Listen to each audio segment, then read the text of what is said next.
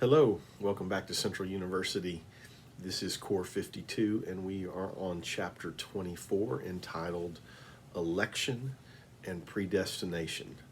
No small topic, and something that's pretty confusing for most of us at different times. The key passage today comes from Matthew 22. He tells you to read verses 2 through 13, which is a parable, which includes these words: Many are called, but few are chosen.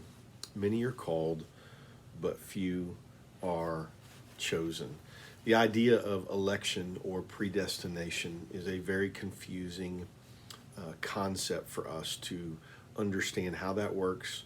What's it mean that this idea of predestination, but also free will, and how do those things work together? And no one is going to be able to completely clarify every aspect of that. I think Mark Moore in this chapter did a really good job of outlining the positions, and then also kind of giving his feel for what he believes is accurate scripturally, and I tend to agree with his position. He says this about the parable. He says Jesus' parable explains the basic process of election. They were invited and they came. And I do believe that the word elected or called is really about an invitation. He says it's that simple. Many prominent people were invited but refused to come. They were not elected. Others never deserved an invitation but received one and came gladly. They were elected. One guy came for the wrong reason and without the dress of respect, and he was rejected. And he kind of goes into this. I think this is really good for us.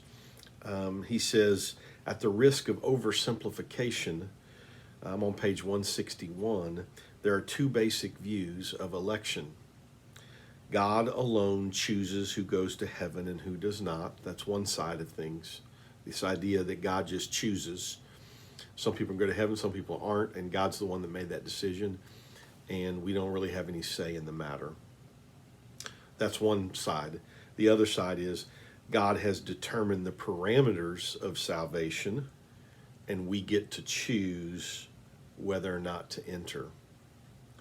And so you have basically the outlining of this idea of predestination, divine calling, Calvinistic, if you're getting into church history and theology, or free will.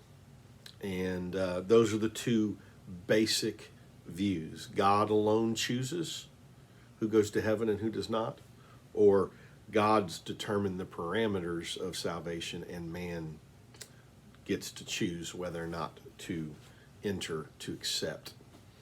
And those are the two main views.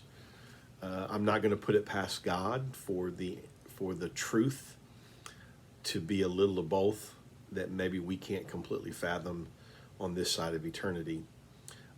But I am always going to lean towards free will because I believe really the whole purpose of creation and everything, I think, ultimately comes back to free will, because I believe God was wanting to be in relationship with us, wanting to be in a loving relationship with us, and I believe that a loving relationship must be based on free will.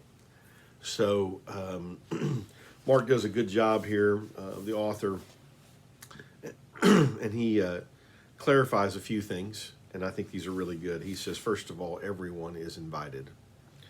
Everyone is invited. Everyone gets an invite. And I love how he references the fact is to remember that the early church was stunned by the breadth of the invitation. They thought it was just for a select crew, a select group of people, just the nation of Israel, and they were shocked as God began to reveal to them, no, the invitation is for everyone. So that's important to remember. Secondly, not everyone gets the same invitation. No way for, I guess, equality in that throughout history. That's why missions work is so important, getting the word out across the globe, because some people get more opportunity to hear than others. And, some say, well, that means God's not very fair. Well, God isn't fair, he says poignantly here.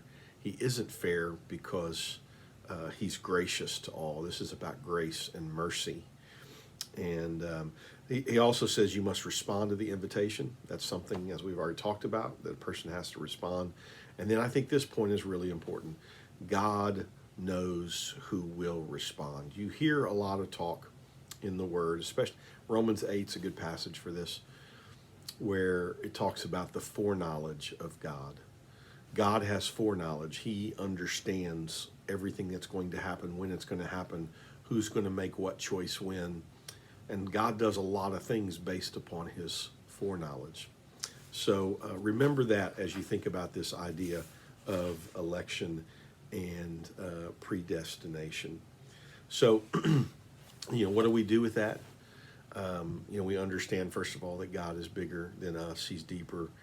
His ways are not our ways. We can't understand everything about that. But also to understand that you have a choice. You have a choice every day to respond to God. You have the opportunity to accept his invitation. And we need to make sure that we are doing that, as well as accepting or getting out and giving the opportunity for other people to come to know him and to accept him. So I hope this chapter helps you think a little bit deeper about predestination and election, but also helps simplify some things. So God bless you. We will see you in the next chapter, chapter 25.